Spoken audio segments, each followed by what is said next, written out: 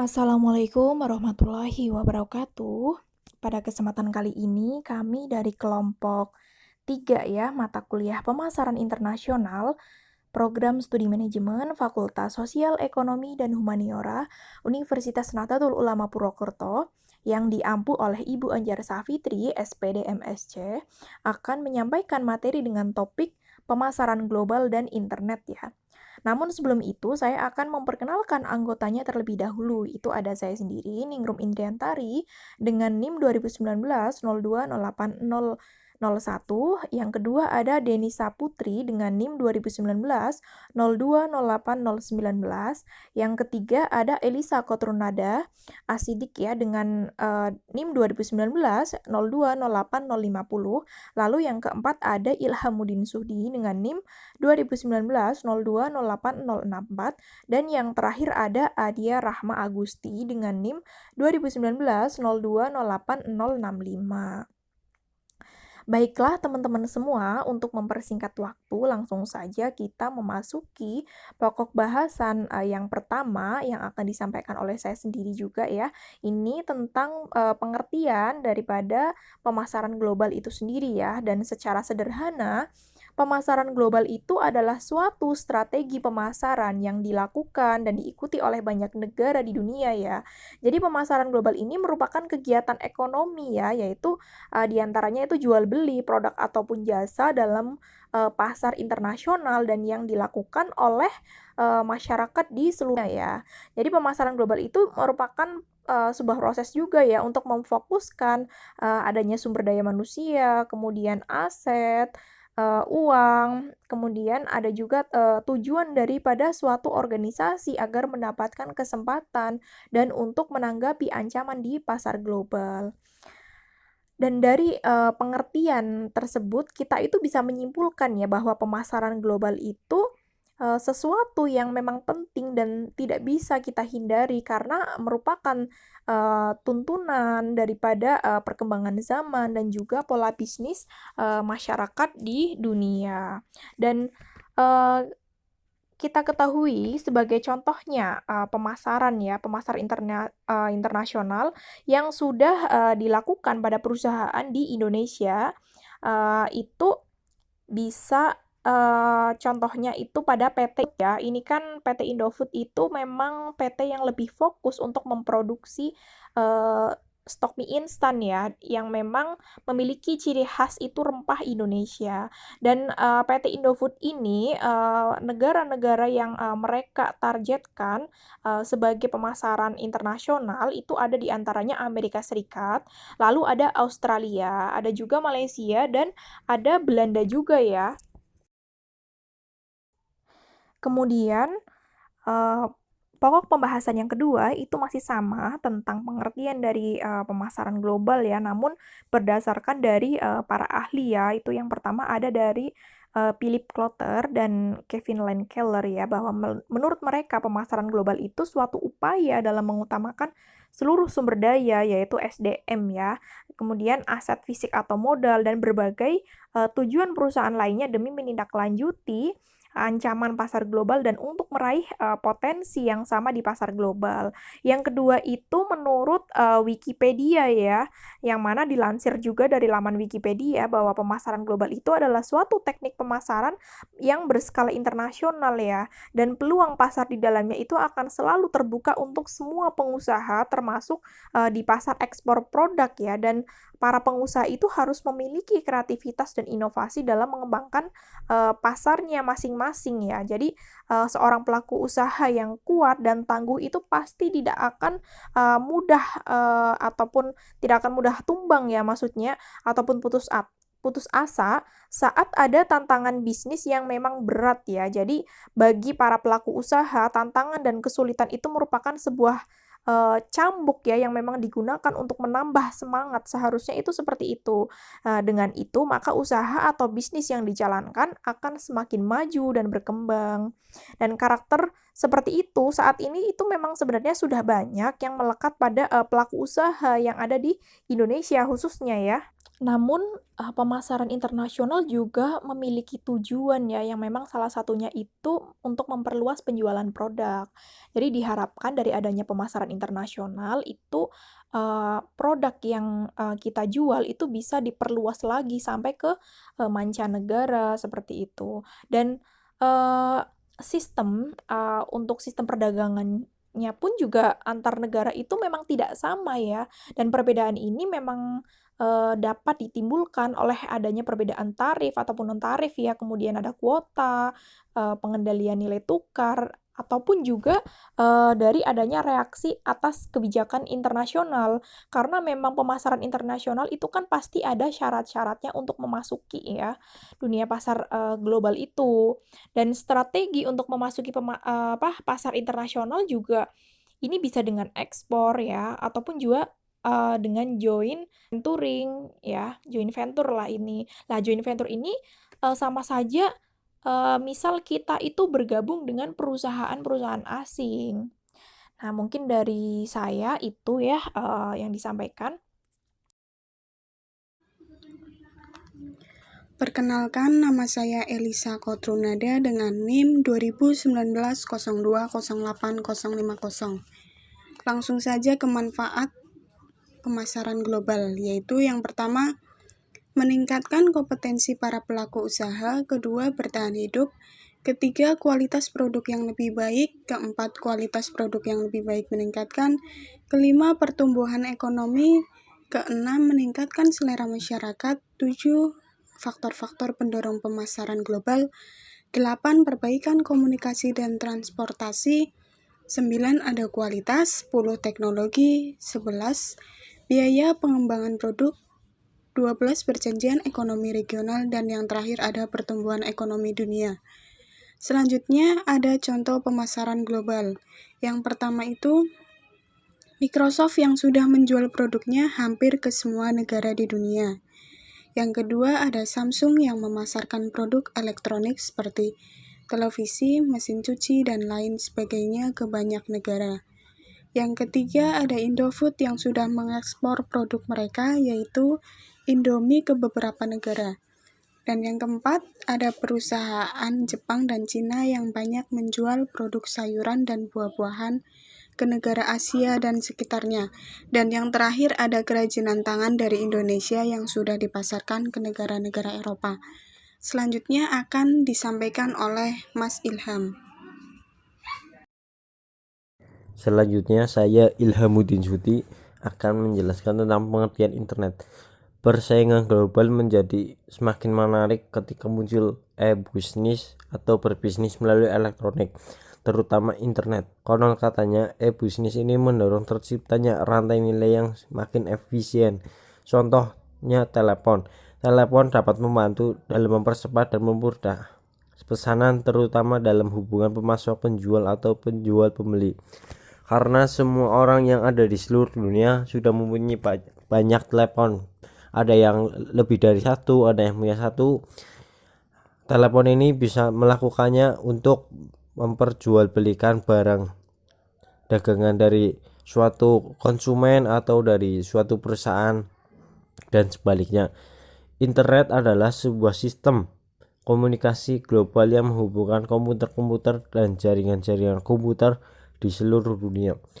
Pengguna internet sebagai media perdagangan terus meningkat dari tahun ke tahun karena berbagai manfaat yang diperoleh dari perusahaan atau konsumen dengan melakukan transaksi melalui internet.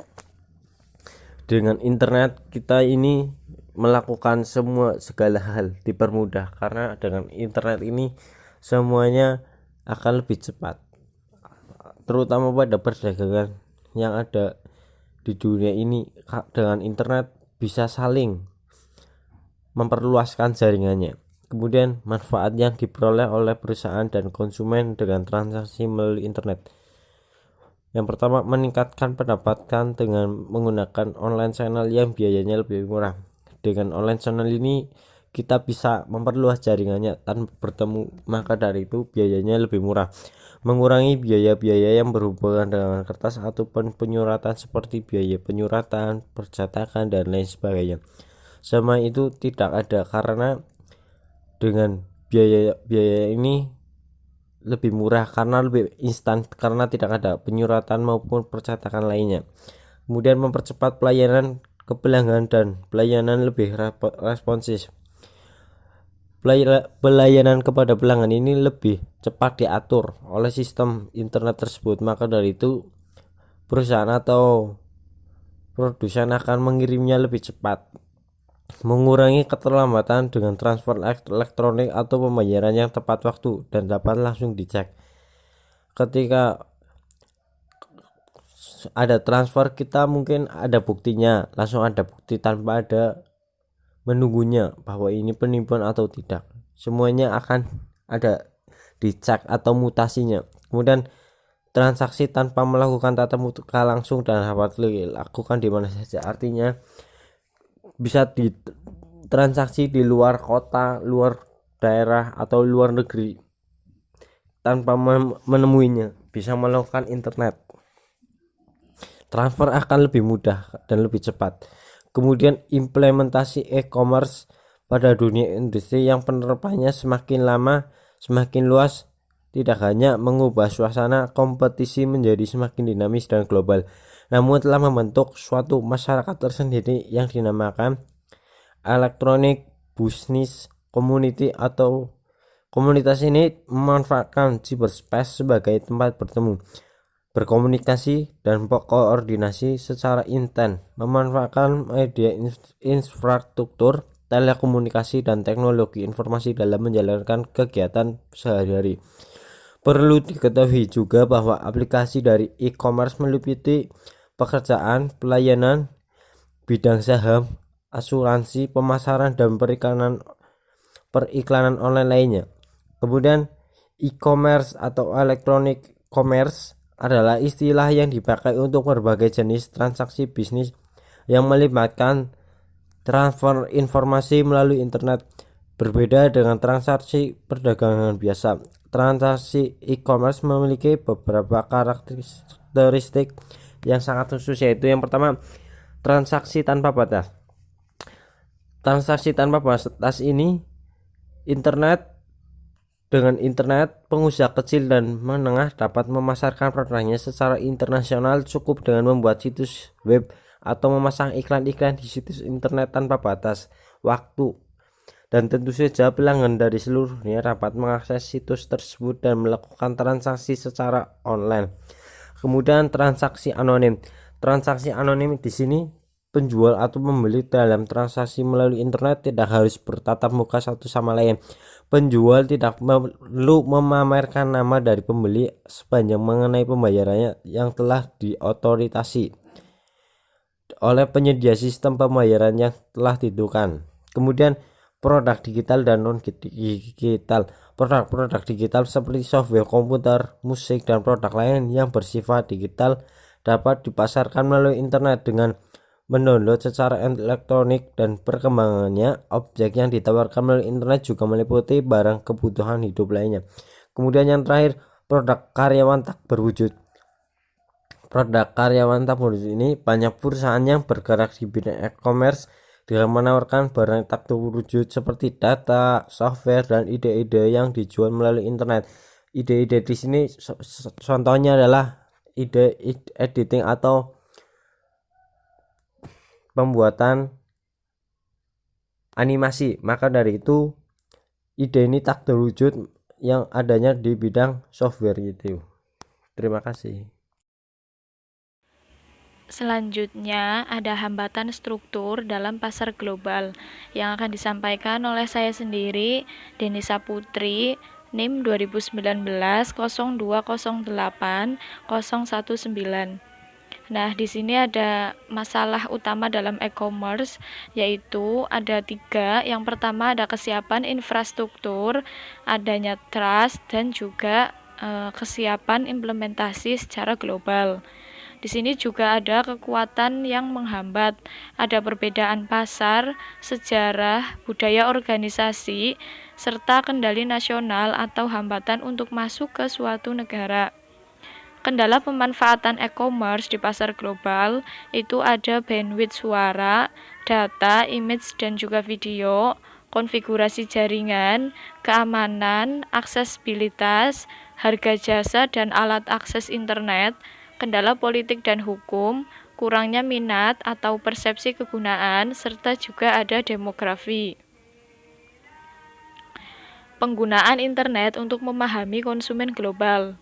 Penggunaan internet dalam bisnis itu pasti akan mengalami perkembangan dari pertukaran informasi secara elektronik ke aplikasi strategi bisnis seperti pemasaran, penjualan, dan pelayanan pelanggan. Internet juga mendukung komunikasi serta kerjasama global antara pegawai, konsumen, penjual, dan juga rekan bisnis yang lain. Pemasaran di internet itu cenderung menembus ke berbagai rintangan, batas bangsa, dan tanpa aturan-aturan yang baku.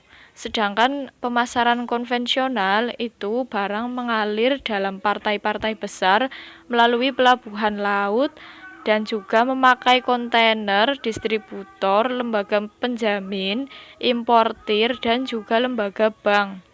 Pemasaran konvensional ini lebih banyak yang terlibat dibandingkan pemasaran lewat internet.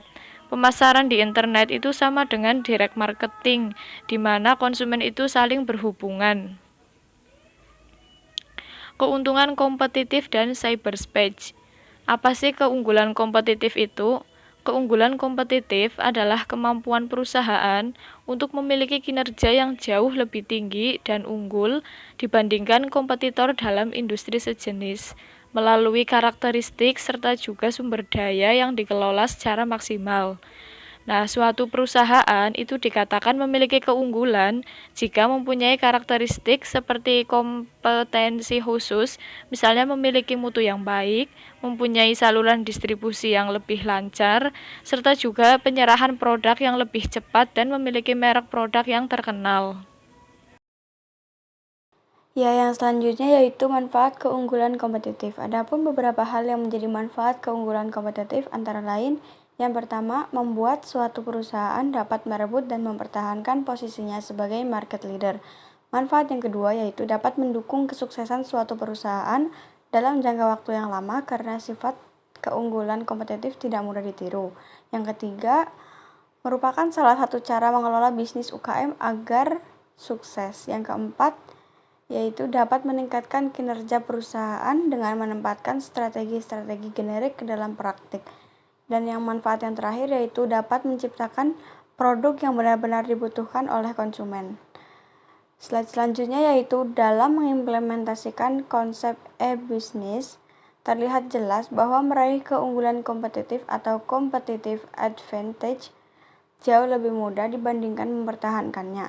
Secara teoritis, hal tersebut dapat dijelaskan karena adanya karakteristik sebagai berikut. A. Pada level operasional, terjadi dalam e-business adalah rekonstruksi dan redistribusi dari digital management. B. Adanya e-business beroperasi selama 7 hari 24 jam sehari. C. Berjuta-juta individu atau pelanggan dapat berinteraksi dengan berjuta-juta perusahaan yang terkoneksi di internet. D. Fenomena jejaring atau internet working memaksa perusahaan untuk bekerja sama dengan berbagai mitra bisnis dalam penawaran produk atau jasa secara kompetitif. Dan yang terakhir, E. Mekanisme perdagangan terbuka dan pasar bebas atau serta teori perfect competition secara tidak langsung telah terjadi di dunia internet. Demikianlah yang dapat kami sampaikan mengenai topik materi pemasaran global dan internet ya. Mohon maaf apabila masih terdapat kesalahan ataupun kekeliruan dalam penyampaian, adapun kritik dan saran yang membangun itu sangat kami harapkan dari teman-teman semua ya. Dan semoga apa yang kami sampaikan bisa bermanfaat bagi teman-teman semua. Sekian, billahi taufiq wal hidayah. Wassalamualaikum warahmatullahi wabarakatuh.